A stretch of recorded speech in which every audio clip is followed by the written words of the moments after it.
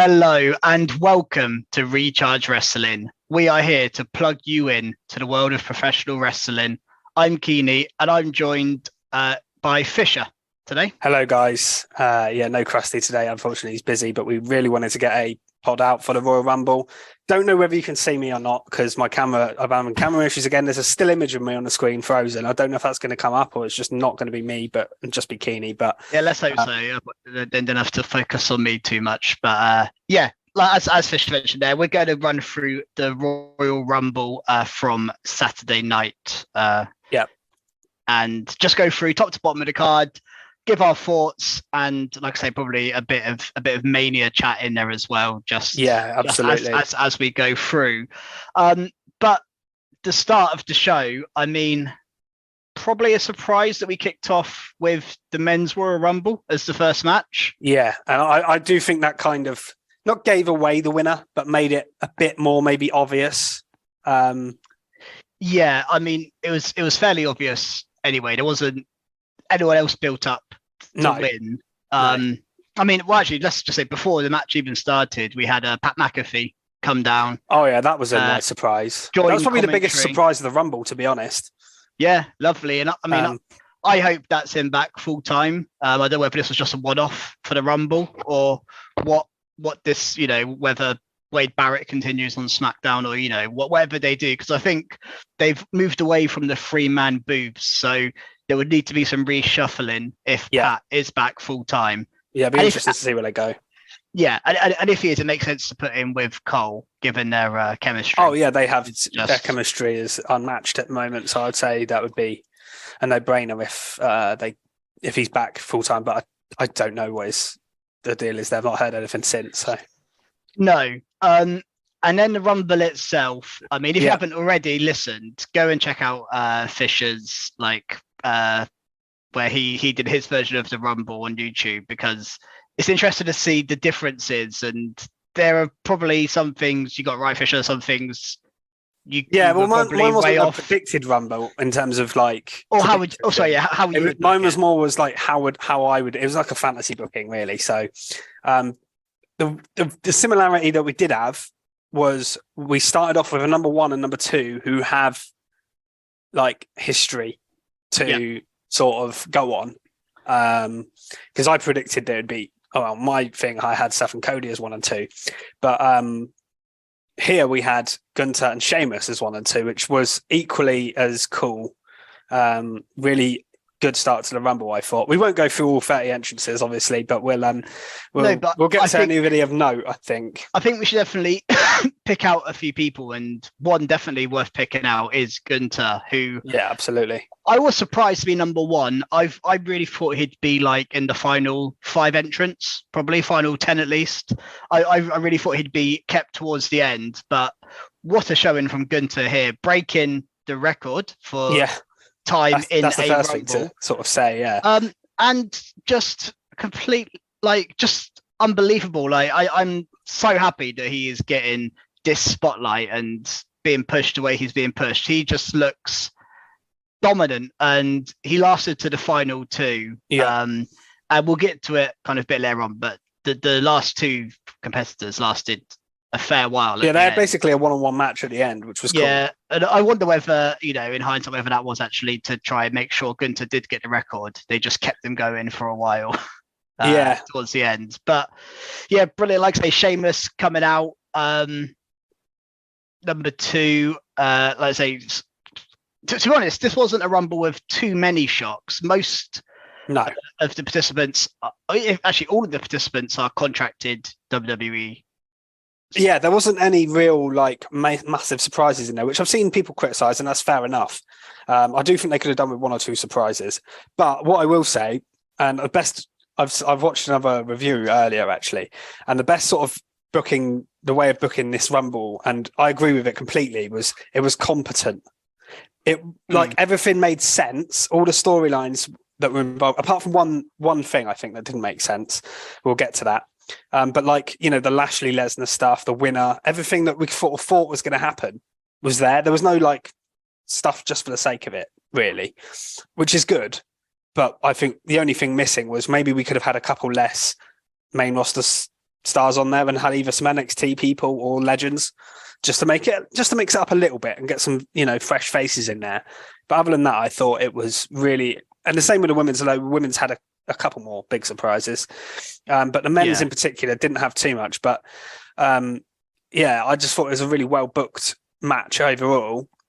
And talking of Gunther, while we're on the subject, not only did he last the whole match, but he was so impressive in like the moves that he took. His back was like bleeding. He was covered. He took a lot. Stuff. Yeah. It wasn't like, because Liv Morgan lasted the whole match in a women's match, but you barely saw her for like half of it. Whereas here, you saw Gunther constantly in this match, and he had showdowns with Lesnar, Sheamus, Drew. Obviously, he eliminated Sheamus and Drew at the same time.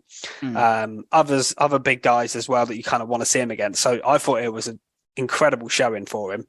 The only slight criticism I have of him being in the last two is the fact it obviously wasn't going to win because he's the Intercontinental Champion, and I mentioned to you when we were watching it.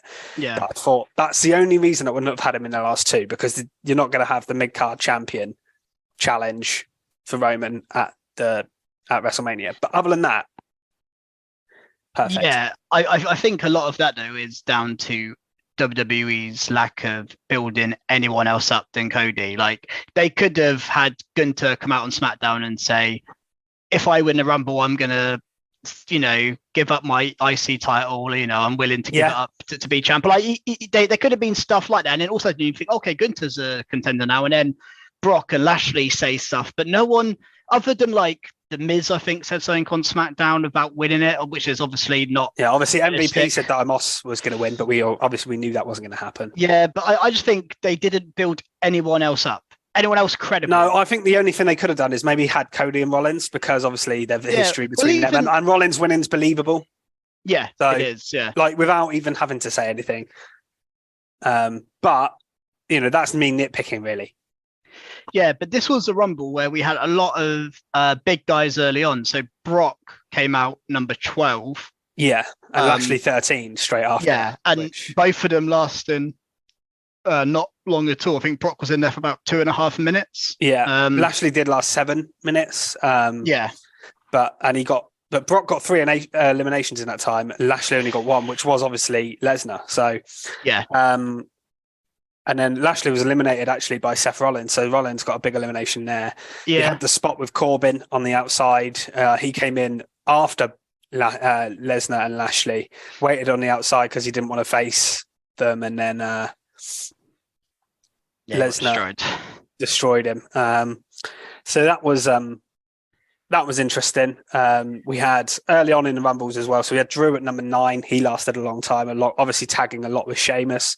We had both members of the New Day in quite early. And they had their like fun spots. Kofi, obviously, we've got to talk about the botch elimination. Second year in a row.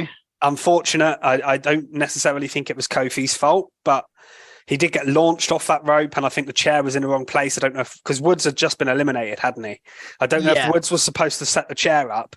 Cody was supposed to fall into the chair, and I don't know if the chair was misplaced or he was thrown out too hard. One of those two things happened, I think. I think it's potentially both. I think Woods didn't set the chair up properly, and I think he was just thrown too hard to the point where it was impossible to get a grip and stay standing. Although we have seen that spot before of landing on the chair and then being wheeled back to the ring. I'm sure Kofi's done that with Xavier Woods holding the chair before. Maybe something similar, yeah. I mean, who knows what they had planned? Maybe there's something else other than that planned. But yeah, it wasn't a particularly unique spot. And I think I genuinely think now is the time to just give up on these spots now. I just think... Yeah, or give them to someone else and if they've got any new ideas. But like...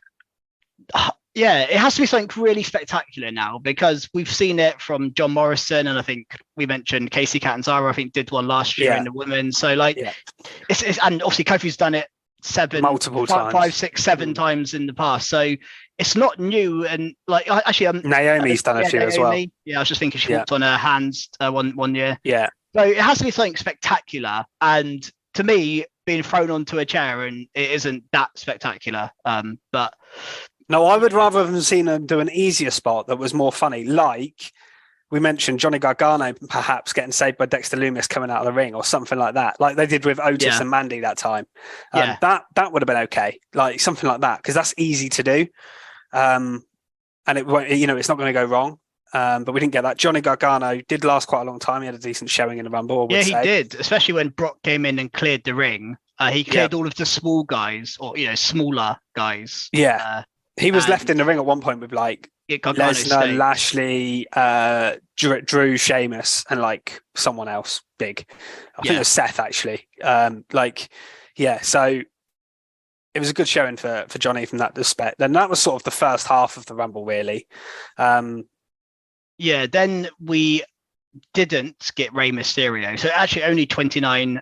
So this was the thing I was saying. The only logical hole where they kind of didn't do anything was this. So I thought they either would explain why Rey wasn't in it in terms of like he got attacked backstage by Judgment Day or Dominic or Karrion Kross, or they would have someone come out at the end after all 30 people and be like, hang on, there's an extra entrant because Rey didn't enter. That's what we were kind of expecting, weren't we, when we were watching it? Yeah, definitely. I mean, obviously the implication is Dominic attacked him because he come out with his mask, and that does make sense. It's just weird to not show anything like that was odd. You could just easily have had just shown a clip backstage of Rey led under some pipes or whatever with no mask covering his face, and then Dominic walking off with the mask. And so apparently the reason behind this angle was because Rey actually got injured on SmackDown in the match against Karrion Kross on the Friday. Okay. So he wasn't actually even there, apparently. So that's why they didn't do anything. But I still think they should have done a replacement. Maybe. I don't think putting Sami Zayn in the Rumble would have been a good idea, because I think they would have hijacked, the crowd would have hijacked it. But I think you could have made Roman solo enter the Rumble or something like that. Right at the end, comes in number 31 to replace Rey. But yeah, they didn't do anything. And I did think that was one little misstep in this Rumble. Or you could have got a legend to fill it, or an NXT call up or something like that, just to add an extra surprise element to it. But that was my only criticism of this whole Rumble. Yeah, no, I think that's fair enough.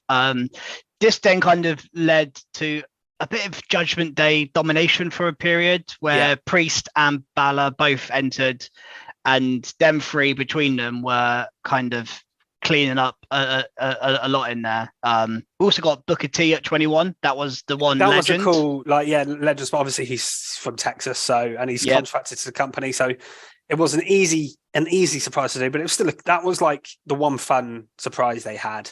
But yeah, that domination period for Judgment Day, you had Otis come in and do a caterpillar spot.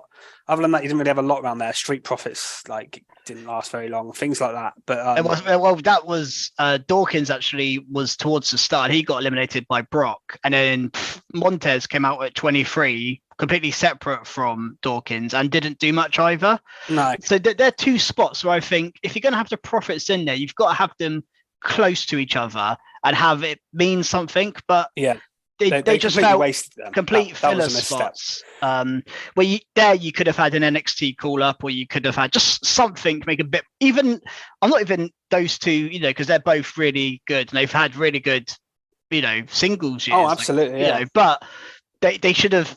It should have meant something, and there wasn't too many entrants in this Rumble, which didn't mean anything. Everyone got a spot, got a moment. But I think both Profits. I think you could have done them early. If you'd have done them both early, you could have put them in a spot with the New Day or something like that, and you could have a little fun tag team bit. Yeah, if you're going to put them in there, that would have been how I would have used them, something like that, maybe. Yeah, to me, this feels like they don't know what they're doing with the Profits at the moment, because they just felt like a real afterthought. I think they want them on TV because they like them, but they also don't have any storylines for them. They've got nothing. They've got nothing for them at the moment, have they? Because we mentioned the Judgment Day's domination. That was then until number 24 came out, and Edge. So this is sort of the next big storyline bit. Yeah, his annual return at a Rumble. He does comes in. Straight after Judgment Day, eliminates Priest and Balor, not Dominic, but not Dom. Interesting, not Dom, who stayed in. And then I think it got to the point where Edge was on the apron and got pulled off by Balor and Priest to then lead to a brawl. So he was eliminated by people already out, but we've seen that before. And then this had led to a brawl up the ramp, and Rhea Ripley coming out, attacking Edge and Beth Phoenix. And then at this point, we turn to each other and we say, well, this means I don't think Rhea's going to win the Rumble now because this is her Mania setup. They're setting up. They've teased Beth and Rhea, and they showed videos earlier in the night, or maybe later in that. Actually, it must have been. Because interestingly, it didn't play into the Rumble at all, did it? Yeah, but they showed like them like basically doing the concerto to Beth, and it kind of made sense. That's where they were going. Maybe a mixed tag, or just do Beth and Rhea. I think we're getting that now at Elimination Chamber. That's in Montreal. Obviously, Edge being Canadian, I think that'll be the match there before we get something at Mania. Yeah, probably. And also, Beth was in her ring gear, so for her not to appear later on was a surprise. I thought she was like a shoe-in for the Rumble, and I thought she would stop Rhea winning, or maybe Rhea could have still won and eliminated Beth or whatever. But yeah, for this just to be a kind of a one-off thing and not be played out later on was a bit of a surprise. Yeah, it was a bit weird that they didn't do anything else with it, but it was still a cool spot. Yeah, then we got the Giant Center, Strowman, Omos. Austin Theory as well in between that. Theory. But he didn't do a lot in this Rumble, did he? He was in there for. He was in there for a while. Four, I think. Oh, maybe he was actually. Yeah, he was in the final four. And then we got 28 Ricochet, and at the time I'm thinking this is a weird late entry for Ricochet for someone who has no chance of winning. But then we got maybe the spot of the night. Definitely spot of the Rumble. We got Logan Paul out at 29, which I think we're okay with that because he's been proven to be really good.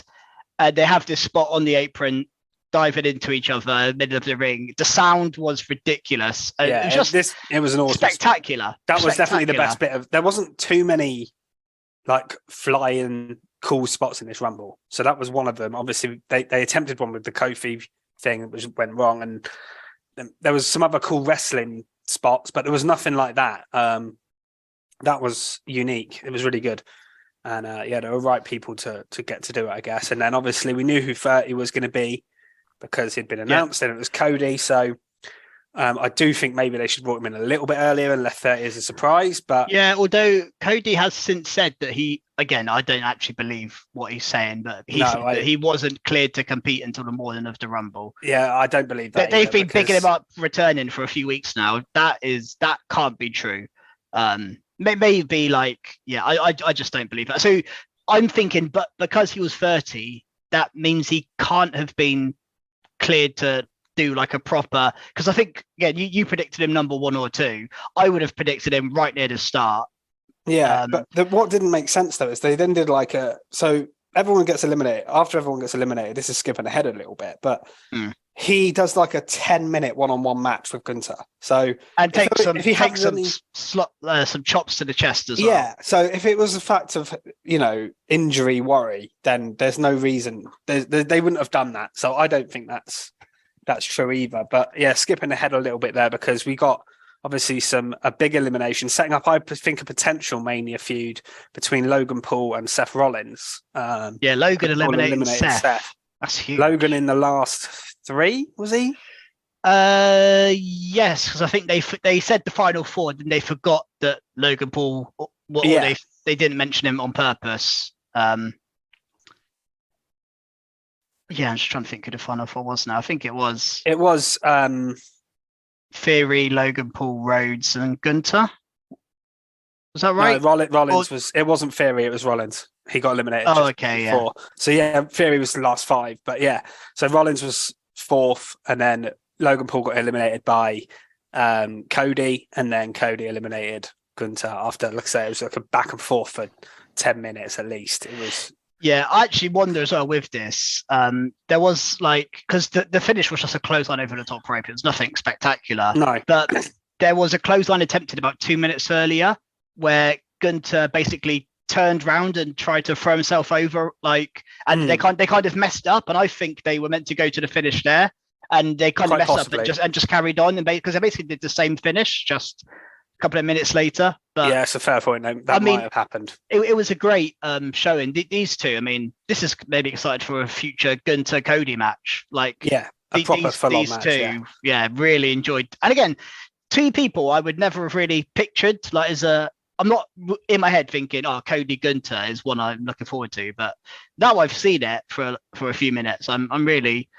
excited for that down the line when Cody probably wins the title at some point. But Cody wins the Rumble and goes on to WrestleMania. There's only one person he can face, so we know a Mania match, really. Yeah. Unless the titles are split before, but we'll get to that when we talk about the main event bit, I guess. But yeah, so it's highly likely that it's Cody versus Roman. Yeah. Anything else to talk about on the actual? No, I think we've covered the big spots really. Yeah, I mean, not to, we were kind of going through the rosters, thinking who was left off, and you're looking at people like Madcap Moss and Dexter Lumis as like Ziggler was one I thought might be in it. Ziggler, Ali, they're probably the Stafford biggest. Ali, yeah. But I don't think I think there's literally 2 wasted spots in the Rumble, and I think the Street Profits, just for what they did. I also think Elias might have been a bit of a wasted spot as well, but he did at least get a guitar shot. His guitar shot, yeah. He at least did something. I mean, we did get a few. Obviously, we got both New Day, both Profits, and both of Alpha Academy. So we did get Tag 6 teams. spots taken up by tag teams. But I think the New Day served the purpose. I think even Otis served the purpose. Gable was probably a bit. He was just one of the guys Brock threw out, basically, Gable. Yeah.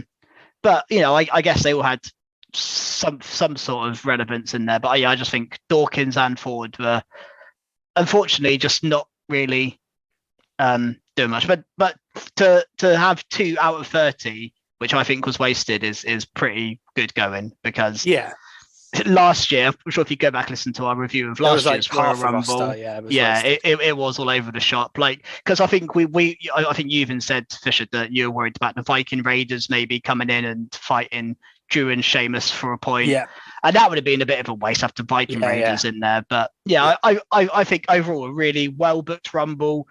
The only criticism I really got is it was too obvious, but it was also the right person to win. So yeah, exactly. Sometimes not doing a swerve is the best option, for the sake of doing a swerve. I just wish in the build-up they built up a few more people as potential winners. Where they didn't do that, they basically ignored everyone. Or they kept Cody as a complete surprise if you could have him as number 30. Yeah, and that's the thing. That is a talking point, is having him knowing you've got him at number 30 and knowing you're having him winning is just not mentioning him better off. Like, that's why I thought he was entering early, because they'd already announced him, and you don't want to leave your number 30 is like your big spot in the Rumble. When we get to the women's, that there was a big return at number 30 there, and if we didn't know Cody was entering, there may have been murmurings of The Rock, and maybe that's why they didn't do it, because they knew they didn't have The Rock for the Rumble. But good Rumble overall, I thought. Yeah. Let's talk about the next match, because I think this one divided opinion a lot, which was the Mountain Dew pitch black match between Bray Wyatt and LA Knight. Seen this getting a lot of criticism, this match. I didn't mind it. I thought it was okay for what it was. I wasn't expecting an amazing match anyway. I thought the visual side of it was really cool. I thought Bray's mask and attire and everything looked great. I thought the ring and the lighting, it was okay. Like, you could at least see something. I was worried we wouldn't be able to see much. And it wasn't terrible in terms of that. The match itself was kind of average. You had a table spot that was all right. You had Late Night using a sort of glow stick, kendo stick. And then it was just the Sister Abigail to win. It was quite straightforward. And then obviously you got the big angle after the match, where Uncle Howdy jumps off into LA Knight, but like wasn't particularly well executed. Missed him by a mile. Yeah, there was quite clearly daylight between him and LA Knight, which is, fair enough. You're not going to jump on him because that is a pretty big height, but they didn't make it look very good. They didn't really cover it too well. No.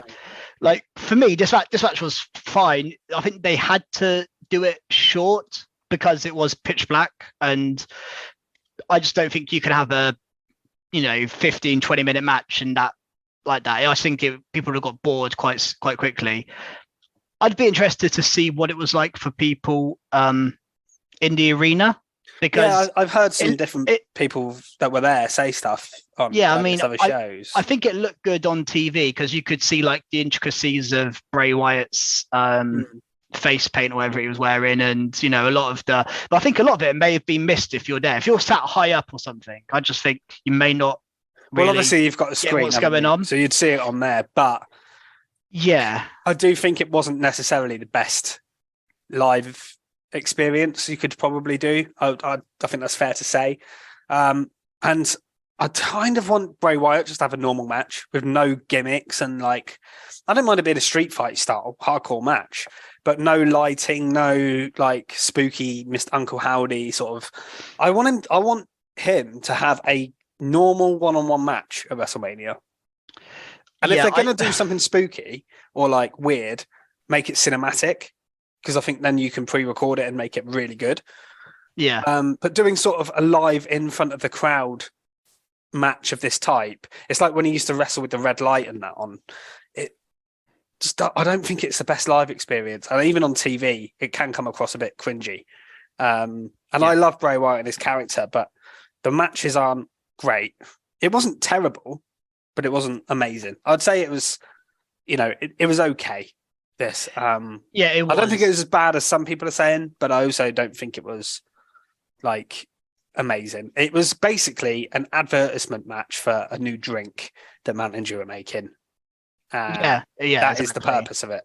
Yeah, and it reminds me of the Zombies match, which was an advert for a zombie film that had just come out. Yeah, exactly, so they did a zombie match, and this was kind of like that, although it was a lot better than the. At least there was those zombies at the end to eat LA Knight alive. It wasn't as bad as that, obviously, but it was something. I don't know. It was added variety to the show, I guess, but yeah, and in a show where these middle matches really felt like they didn't add much to the pay-per-view. Certainly the next one. If you take both of these singles matches out between the Rumbles, I don't think the show loses anything, really. No. And again, They're literally a buffer between. I'm a big LA Knight fan. I'm a big Belair and Alexa fan as well. We'll get to that in a minute. But they just didn't do much, these matches. No. I guess this is a way to have Bray Wyatt, because the spectacle of Bray Wyatt is better than his in-ring. And you want to have the spectacle of Bray. When you've got Bray Wyatt on your roster, you want to have the spectacle of him there. But you don't want him in the Rumble, probably, because he's a hard person to book in a Rumble, I guess. Yeah. Especially if he's got all this weird Uncle Howdy stuff. I mean, I don't even know how you go about Bray Wyatt in the Rumble. It gets a bit confusing. So unless he was just being Bray Wyatt, if he's just his normal self, but not in terms of what the story had. Yeah. So this was a way to get him on the card without having him in the Rumble or anywhere near a title picture. And I guess LA Knight, someone you can take out of the Rumble who probably wouldn't have been a contender to win it anyway. Doesn't lose too much. That's true. I think that's probably why they did what they did. But yeah, I mean, I don't hate the match. I also don't love it. I just think it was all right. And I still stand that I think I'd have had an LA Knight win if I was booking it. But yeah, I've got no problems with Bray Wyatt winning. On predictions wise, it cost you and Krusty big time. Yeah, I know. Took a risk. But I don't regret it. Even after a result, I'd still do the same thing again. I'd still predict the same thing. So fair enough. I'm fine with that. So we kind of already touched on it a bit, but Alexa Bliss and Bianca Belair for the Raw Women's title. I mean, I don't have much to say on this one. This could have been on a Raw. This had no talking points to it whatsoever, really. I mean, it was a straightforward win for Belair. No, I wouldn't say there was too much jeopardy in there. I don't think Bliss hit Sister Abigail. I don't think she hit. She went for it. She went for it, which was part of the story, I guess. And I think a mandible claw as well at one point. But yeah, I'm just looking it up, and the match went 7 minutes, which for a title match on a pay-per-view is pretty short. And I was gonna say the only, obviously apart from the Rumble, but yeah, the one women's title match on this on the card is you'd probably want a bit more. And I think the fact that we had both of these matches, Bray and Alexa, I thought there might be some way they try and join them. I don't know how they would have done it, but with Uncle Howdy. But again, we got the after angle with Alexa looking distraught, and then Uncle Howdy on the screen. I just want them to pull the trigger on this Alexa Bliss stuff now, because it feels like it's been teased too much about doing the Sister Abigail and like not actually doing much. But yeah, I think it needs to move on a little bit. And the same with Bray, really. Like, I know we're obviously going to probably drag this story out to WrestleMania, whatever happens. But yeah. I'm not too thrilled on Alexa being definitely thrown back into this Bray Wyatt stuff. No, I would rather she just was Alexa Bliss. But... So would I, but I think the issue with it is Alexa Bliss has come out and said several times that that's what she likes. Yeah. And I think they're trying to let the talent sort of express themselves and do the characters and the sort of gimmicks that they want to do. And we've seen that a lot with the Triple H stuff, obviously turning LA Knight back. Even like KO, he's like NXT KO, isn't he? Like prize fighter Kevin Owens, like even little things like that. So I think they're giving the talent a lot of say on their creativity in that sense. Yeah, so that's probably why they're heading this direction with Alexa Bliss. But yeah, there wasn't a lot to this match. Honestly, we might as well like move on. Bianca won. Yeah, Bianca won, and that was it. And then you got the Uncle Howdy tease thing afterwards on the screen, and that was it. There was no interference in the actual match itself. And yeah, it was just bang average. It could have been done on Raw. Yeah, completely agree. So the women's Rumble match, again, they've decided to go back-to-back women's matches on the card, which was an interesting choice. Not really a criticism or a praise for them, but just something to note. I've got a question for you though, but before we get into the women's Rumble, do you know the 4 people to appear in every women's Royal Rumble? I'll have a guess. Natalia must be one. Natalia's one, yeah. She's always in them. Tamina's another one, yep. Dana Brooke. Dana Brooke's another one, I'm sure they mentioned it on... Yeah, and there's one more. It's appeared in every women's Rumble. Trying to think who the 4th one might be. It's going to be someone who's been... Liv Morgan? Liv Morgan, yeah. Well done. You got all 4 without any wrong answers. Yeah. Well, I know. I was thinking who hasn't really been like in the title scene that's been in the Rumble matches. Like Dana Brooke and Tamina were never in title matches, but they're always just thrown into the Rumble. Yeah. Obviously, Liv has had the title recently, but that was this year before, the end of last year before the Royal Rumble. So yeah. And I knew she had the quickest ever elimination in a women's Rumble until this match when that record was beaten. It was, yeah. So we opened with Liv herself and Rhea Ripley. Interesting because we saw in the men's Rumble 1 and 2 last Gunter till the end, and even Sheamus was in the last 8, 10. He was towards the end of the Rumble. And we saw that again here. I think they're actually the last 2, weren't they? They were the last Rhea 2. and Liv, yeah. So they, to book 1 and 2 strong in both Rumbles. Yeah, I did think that was made it look like there's no disadvantage for being number 1, which is a little bit silly. And it was also heels that were doing it a lot of not Liv, but Gunther and Rhea. I'd seen some criticism of that. I don't mind that much, but I think Rhea doing it and going to win from number 1, if anyone's ever going to do it in a women's division, her right now makes the sense to do that. And she's the first to ever do it in the women's. So, yeah, pretty good from her. I mean, one thing just to say about this Rumble, just as a general point, is there wasn't too much legends coming back for the sake of it, just to try and fill the roster. No, they used their own loads of NXT, roster. But this shows the work Triple H has done in terms of beefing out the women's division, even if most of them are pretty irrelevant. Yeah, like, no offense. It's going to take time to Emma, B-Fab, Dana that's Brooke. the thing. It's going to take time for a lot of them to get any popularity because they haven't. I mean, Tegan Knox and people like that, like they just haven't had any main roster TV time. So it's going to take time. And yeah, it's a shame hardly any of them got reactions, but I did think the NXT showings in this Rumble were good, which I liked. I wish they had a couple of them in the men's. I think they could have done with that.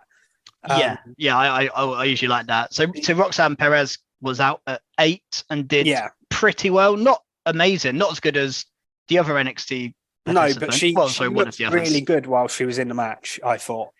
She didn't come up with her belt though. That's the only thing. I don't know why she wasn't with her belt. That was odd. Most others were with their belts. In terms of the rest of the early entrants, there wasn't that much apart from we got Damage Control.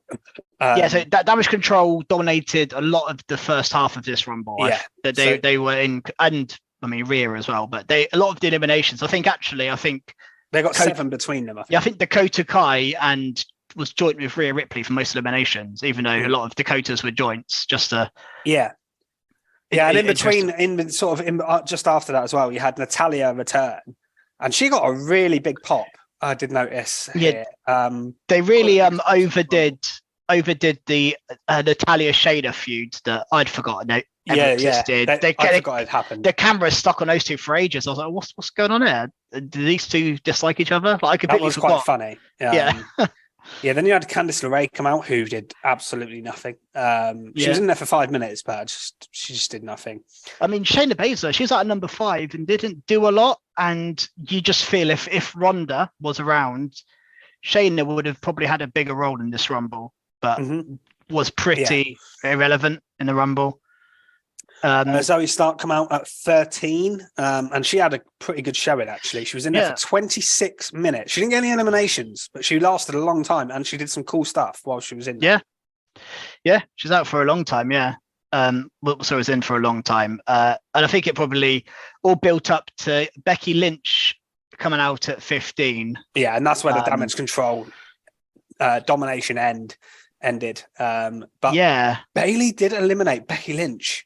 Yeah, early in the Rumble. Yeah, 10 minutes she was in there. I was expecting Becky to be there till like the last 2 or 3. Yeah, and they did this with the men's one with Lesnar and Lashley as well, where they sort of got these big storylines. They put them in the middle of the Rumble and they had them eliminated quite quickly, so that they didn't sort of take over. Because people thought, well, they're not winning because this storyline's heading in a different direction. We know kind of where they're heading.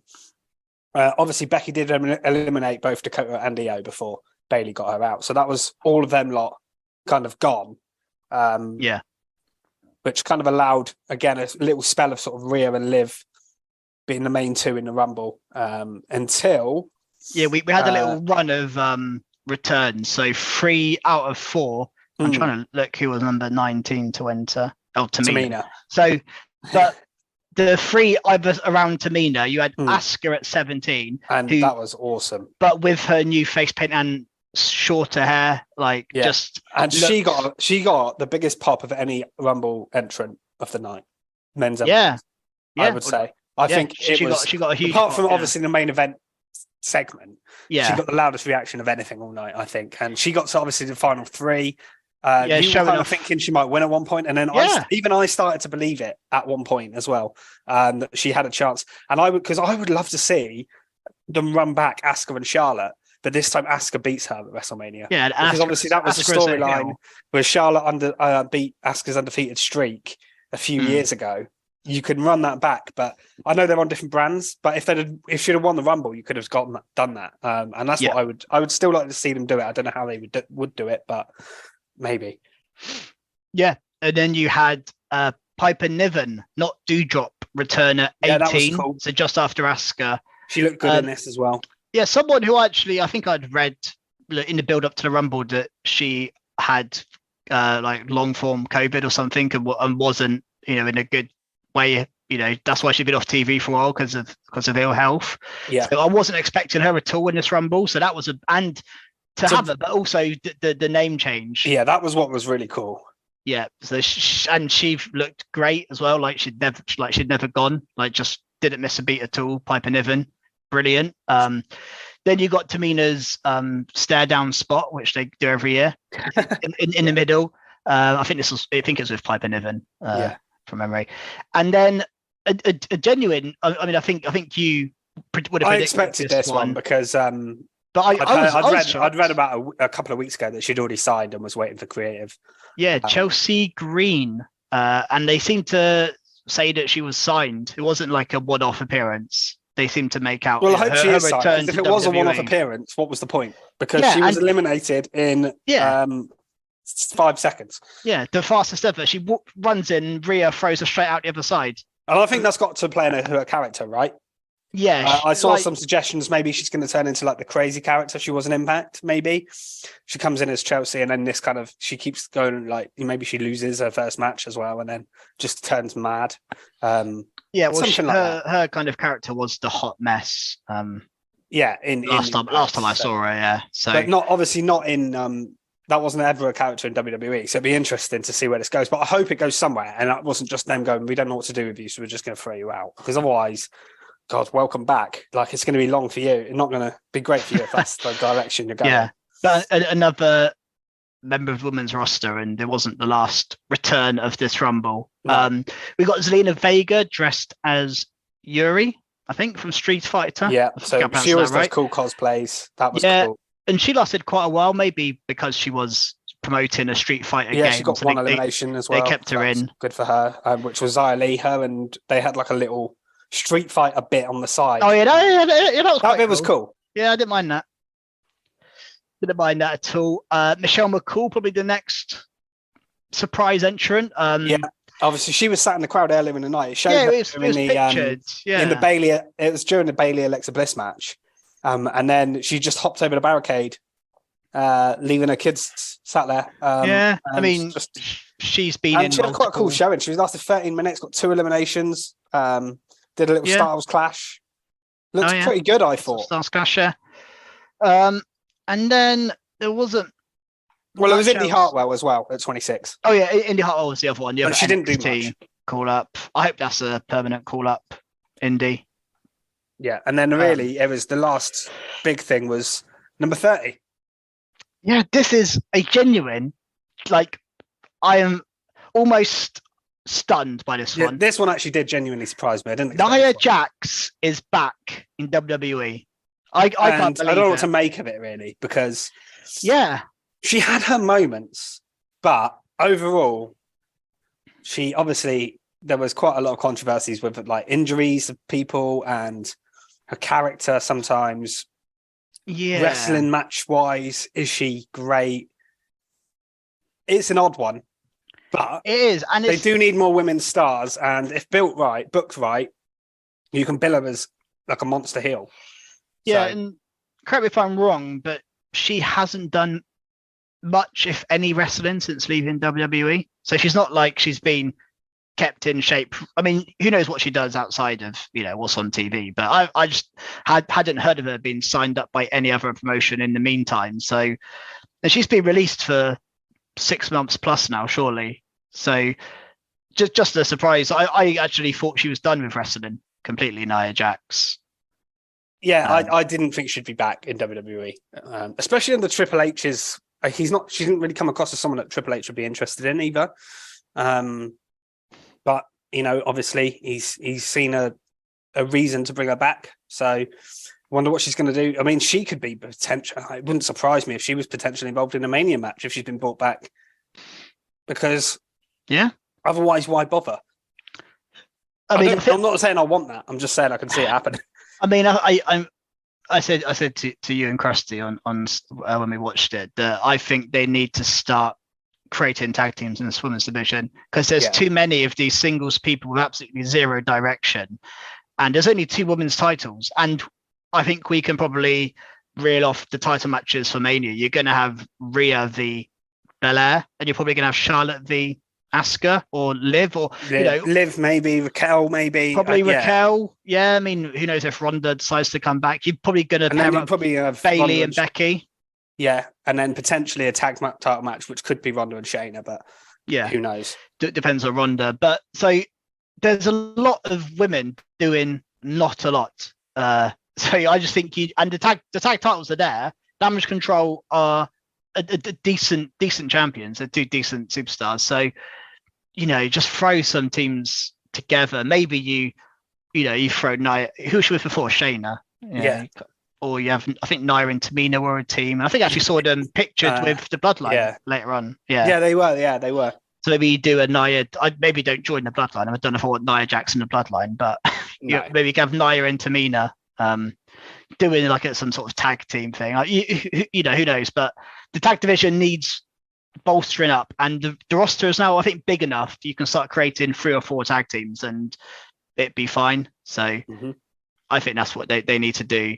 But I'm not upset with her being back because it's, they do need more women of notable names. So yeah, in that sense, I get it. But they had B-Fab in this Rumble, who isn't really a wrestler. We haven't seen a wrestle really. So and 3 NXT call-ups.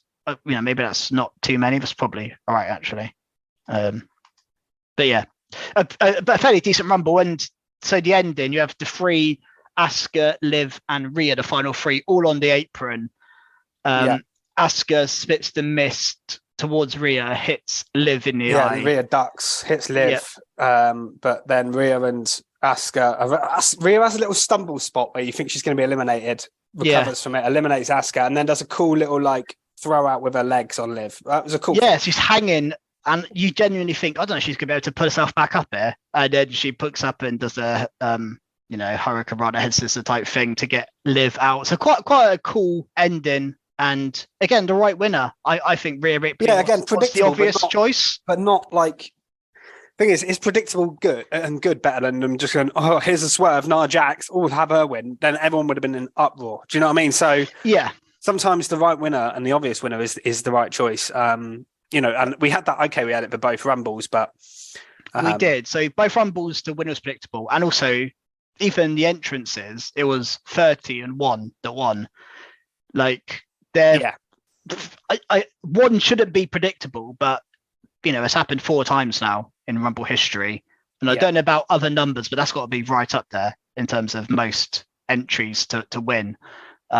30, I think, is obviously close to it as well. I think it might 27 or something. I think it's 27 and 30. Well, I saw in the build up to the Rumble with the top 2 were joint top. So if 30 must have now overtaken, which I guess makes sense though. Have 30 is the most obvious because it should be. Yeah, right? it should. Yeah. So then in next year's Rumble, they can build up saying, well, 30's had the most wins ever. It's the most obvious number to win, and I get that. It should be. Yeah, it is. It's what you want to have. It annoys when people say, I think it was Lacey said she was going to go in and throw 29 people over the top rope. It's like, well, you don't need to. You don't need to throw 1 over to win the Rumble. You don't need to throw 29 over.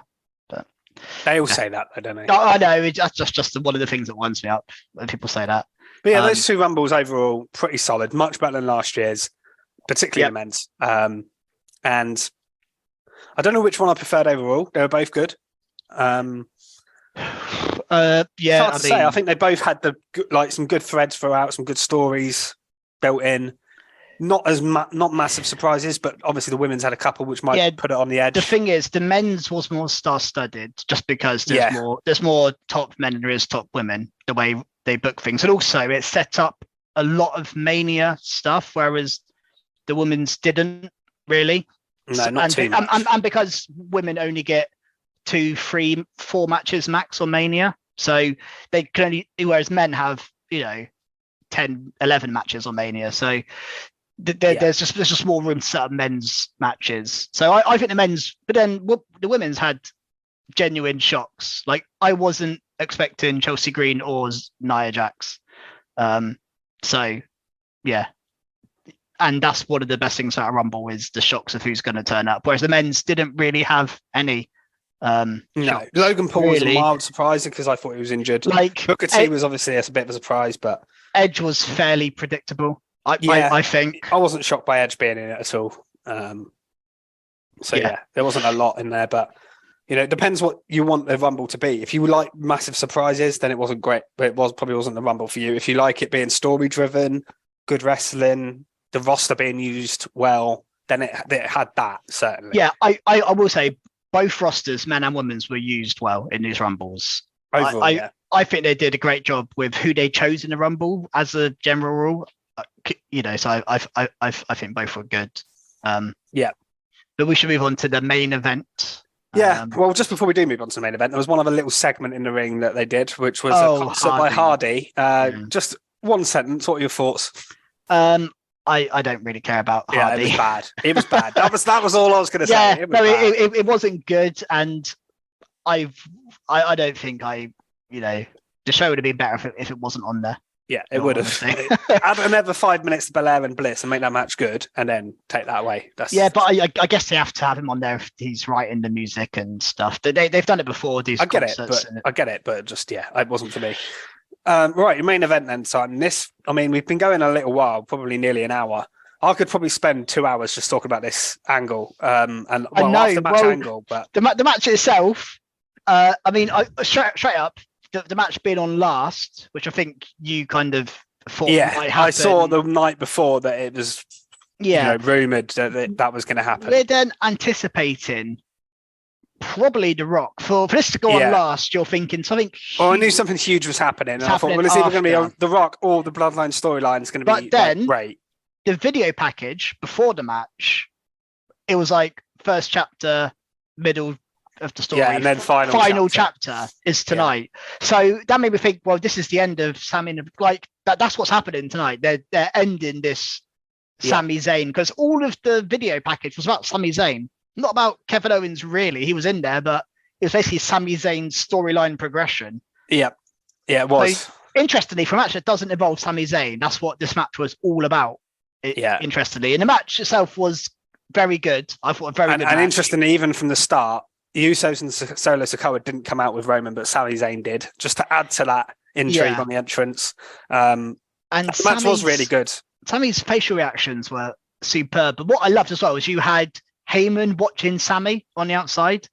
Yeah. So like everything Sami's doing is under the microscope. Like Heyman's watching like a hawk. Like Reigns keeps looking over to check on him.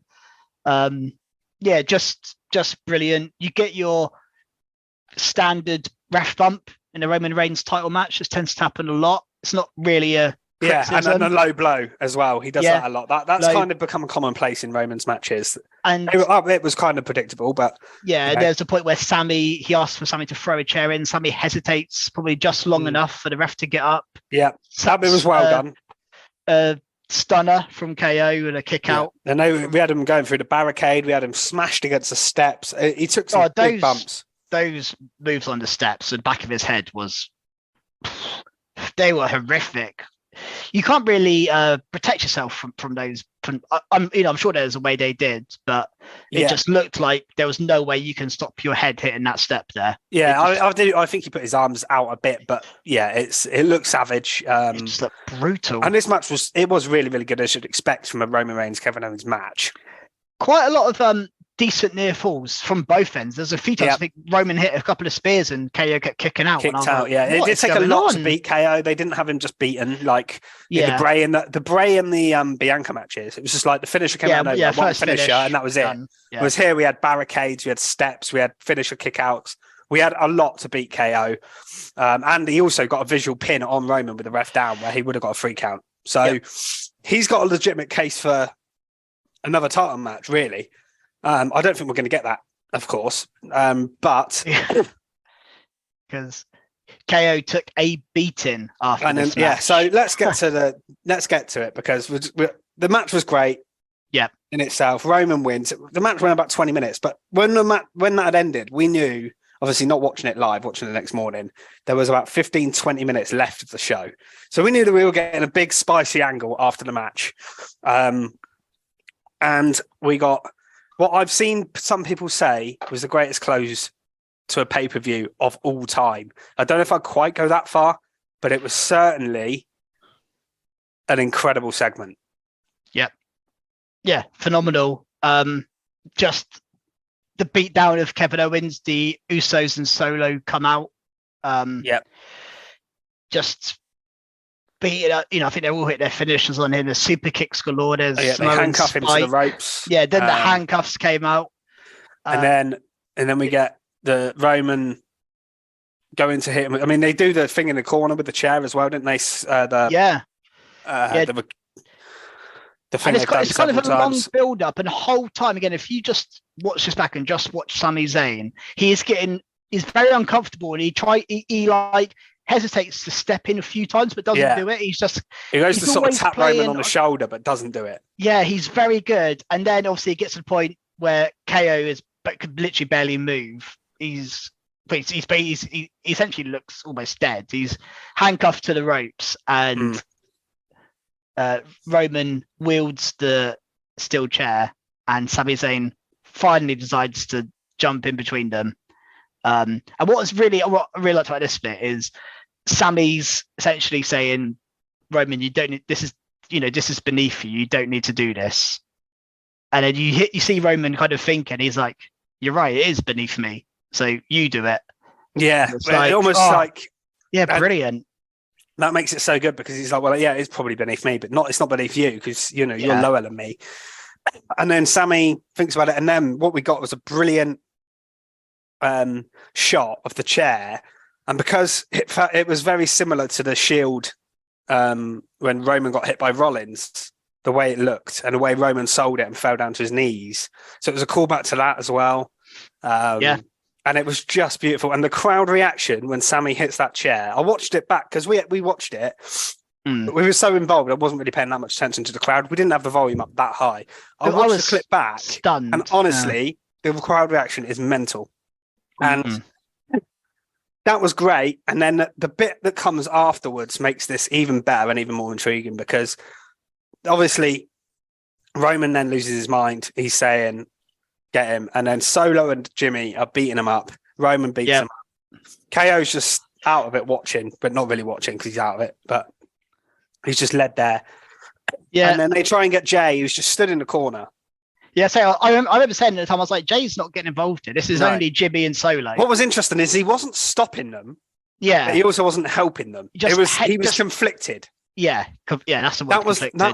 That was the thing. He wasn't going Roman like taking the chair off Roman like I'm going to hit you with it, but he also wasn't helping at all. And then when they get him to try and help, he just rolls out of the ring, and he's basically crying.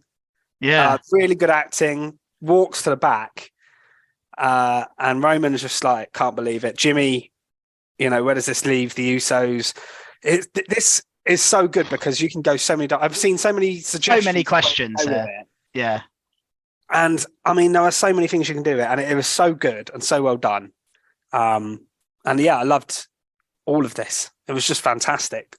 Yeah, phenomenal. And I think now there's so many different strands to the fallout from this. You've obviously got Sami Zayn. What's happening to Sami Zayn now? Is Sami Zayn facing Roman in Elimination Chamber? Is he going to enter the chamber to try and face Roman? Is he going to, team with KO and go for the tag titles? I mean, all of those things could happen, but there's three quite obvious avenues for Sami Zayn right now. He could win the chamber in Montreal, he could lose Roman in Montreal, or he could do like an option C where he takes on Solo and Jimmy, and if he wins, then he goes for the tag title. So there's a tag title route. Yeah, because it depends as well on the Jay.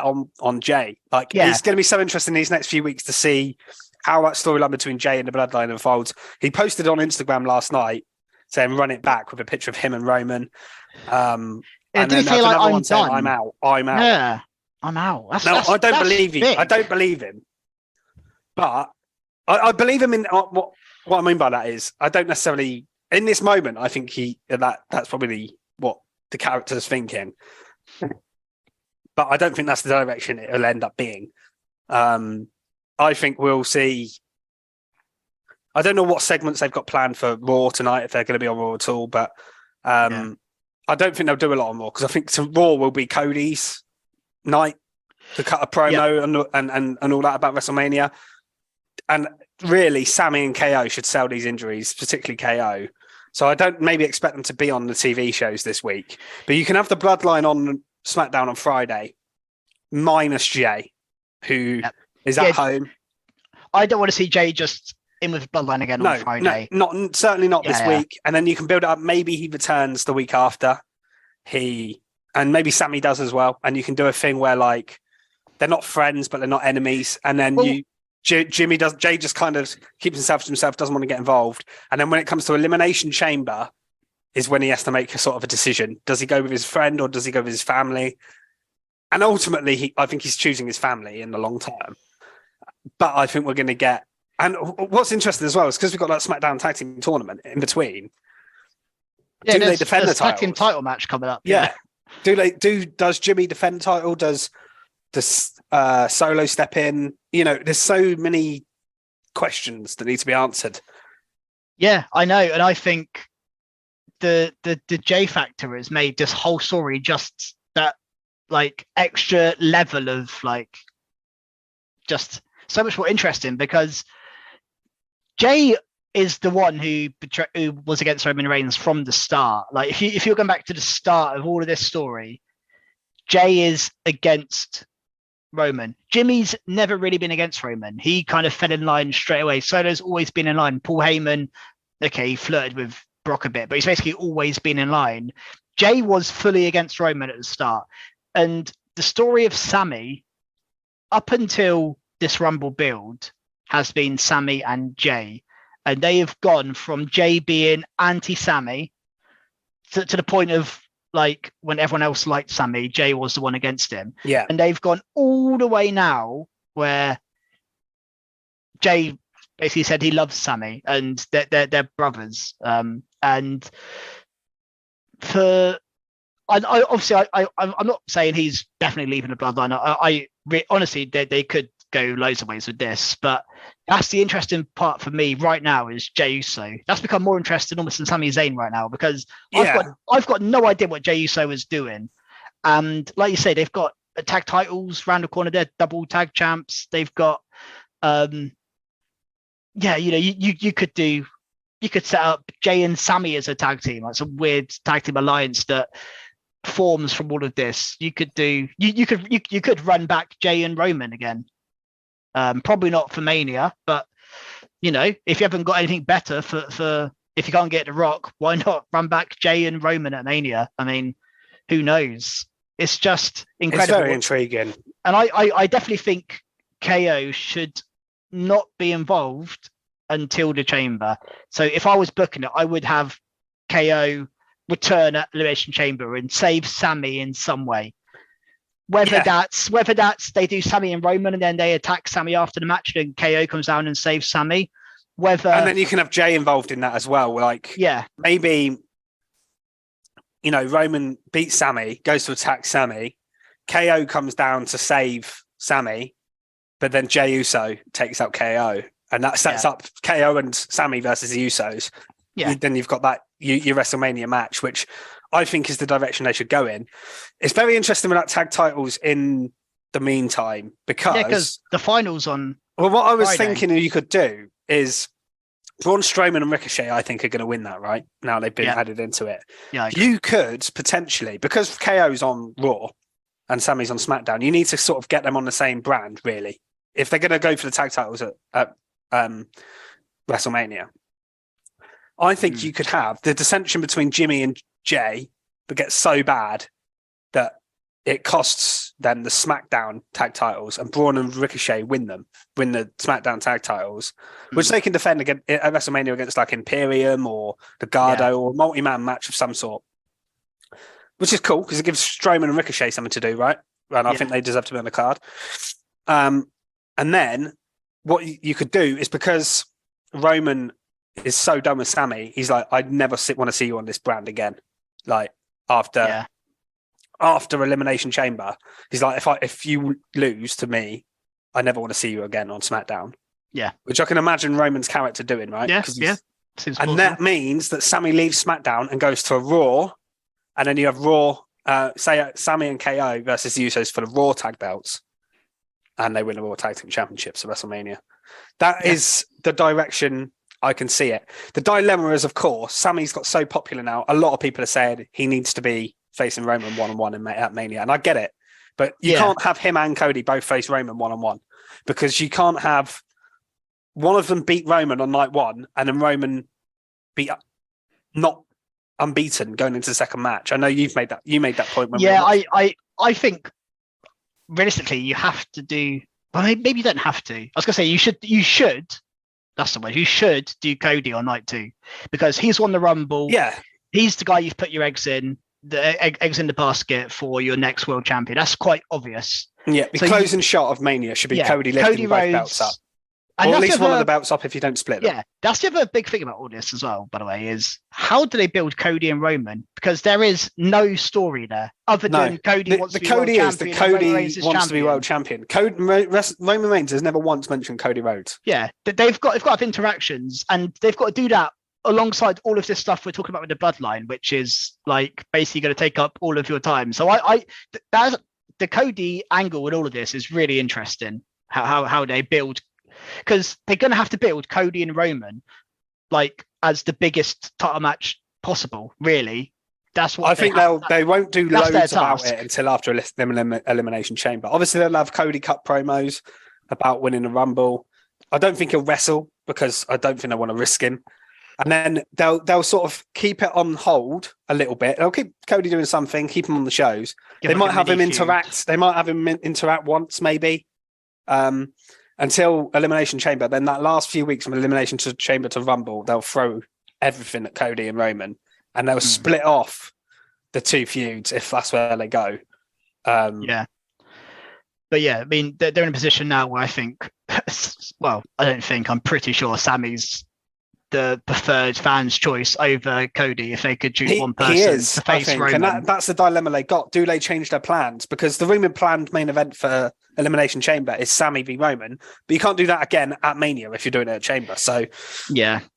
Do you just have the match? I mean, I'm looking forward to that match in Montreal if they do it, because the crowd is going to be mental. The story is going to be great. Obviously, Sami's going to lose, but like, can you imagine? I mean, we were speculating straight after watching the Rumble that they could even do like a Bloodline Elimination Chamber because there's 6 of them with Sami Zayn. Funny enough, when Krusty suggested that, I heard someone else say that. But I mean, I don't know. It'd be too... I don't know how you have Roman Reigns not win for one. And then what do you do? Like you can't do it for the title, surely. Like, how do you do it? Yeah.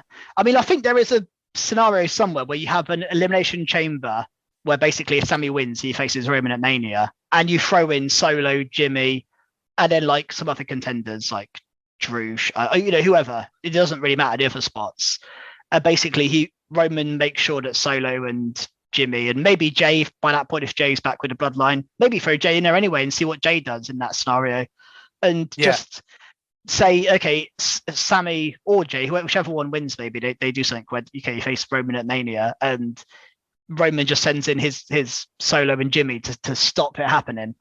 I mean, there's 100 different ways they could do stuff. I mean, I've heard stuff about a 6-man tag of KO, Sami, and Jay versus Simi, Solo, Jimmy, and Roman at Elimination Chamber.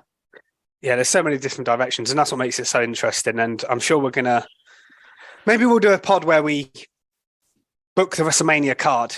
I know we wanted to do that before the Rumble, ideally, and we didn't get around to doing it. But I think now there's a clearer picture. I don't think the Rumble's changed too much for me. I think we would have both said Rhea v Bianca and Roman v Cody. I think we'd have both said that before the Rumble. So I don't think the Rumble winners have necessarily changed what we would have initially said. But yeah, I think it'd be interesting to go through because we are on the road to WrestleMania now. We are basically there, and this is the best time of year for any wrestling fan, any WWE fan. It's just, I love this time of year. Mania onwards is just every show is great, and I cannot wait for Monday Night Raw tonight. I literally cannot wait for it. Even if there's no Bloodline stuff in it, I still can't wait because I want to see what Cody does and Rhea. Like, there's so much going on right now. It's just incredible. And I think I sent you and Chris earlier, like someone's put together like a kind of what seems like a logical Mania card given of what we've got so far. And it's phenomenal. You've got it's a good card. Like Ray v Dominic's like the 6th, 7th best match on the card. I'd say. And that is huge, really. Ray v Dominic, that is huge. Father v son, like it's incredible. Yeah, it's just, what a time. Yeah, it would be. That would be a really good card. I just can't wait for WrestleMania. Yeah, but I guess we've kind of maybe said our overall thoughts of the Rumble, but I think it was a very good show. Very good. show. Almost all of the results were predictable, and I think that's proven by our predictions league, where I think we had 6 or 7 people join with 100% records. Yeah. It was very interesting. Right. There was 7 people, I think, at the top with 100%. It was. I mean, that shows that the show was quite predictable, but still great. There was only 5 matches on the card, so it's probably not that difficult to get 5 out of 5, especially when Roman Reigns is in one of them as well. Like, really, it was so obvious he was never losing. So it's interesting though, because I think last year I don't think anyone got the Rumble winners, or very few people did. I know I didn't get any Rumble winners last year.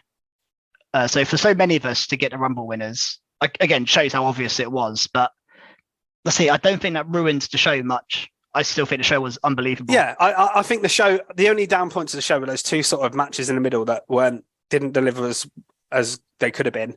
Kind of let the show down a little bit, but I think overall it was still a really, really good show.